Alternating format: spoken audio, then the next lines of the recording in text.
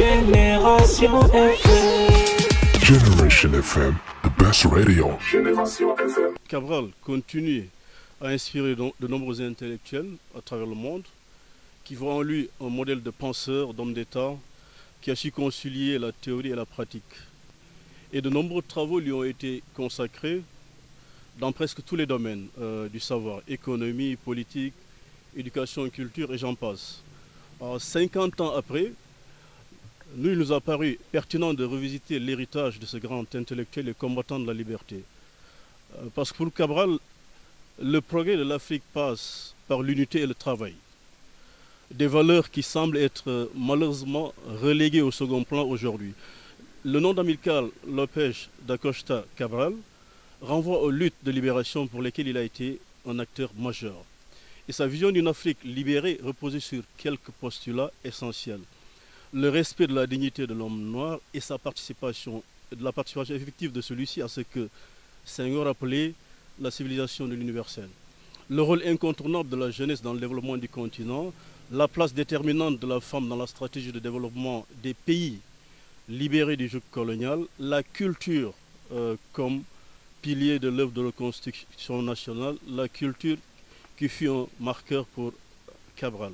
Amilcar Cabral considérait que l'Afrique devait construire son propre modèle de développement en se basant sur ses propres valeurs, les valeurs africaines. Selon lui, c'est par un processus de longue haleine de déconstruction sociale et structurelle que l'héritage colonial, que l'on peut amener les peuples africains à participer activement à la création des conditions de la libération effective et de leur propre épanouissement. Lorsqu'on lit Cabral, on est frappé par l'actualité de sa pensée. Ce colloque que nous organisons offre l'opportunité de revisiter sa pensée et de l'actualiser à la lumière des défis contemporains. Les communications du colloque porteront sur les axes suivants. Sa pensée, 50 ans après, Cabral et les luttes de libération, la dignité de l'homme noir, le développement économique de l'Afrique, le rôle de la femme dans le développement de l'Afrique, la jeunesse, l'enfance, l'ingénieur agronome qu'il fut, l'éducation et la santé, la culture, etc. Pourquoi le choix des Ziguinchor? Le choix des Ziguinchor pour habiter ce colloque se justifie par les liens symboliques et historiques du personnage avec la ville. On peut dire sans risque de se tromper qu'Amilcar Cabral appartient au patrimoine historique de la ville de Ziguinchor.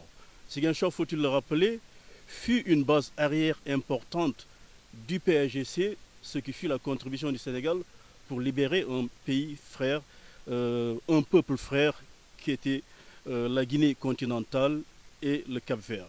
Santhiaba fut son fief. Le CMT Cabral, que beaucoup ont fréquenté dans cette ville, fut le lieu où il formait ses cadres.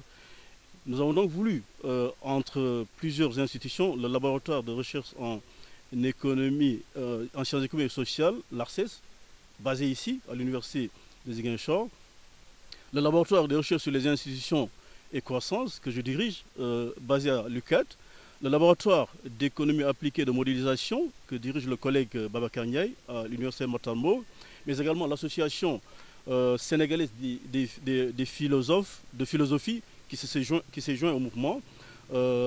Tous, nous avons voulu consacrer ce moment pour actualiser sa pensée, et cela donnera lieu au colloque prévu du 19 au 21 janvier ici à l'université Assane Seck de Ziguinchor.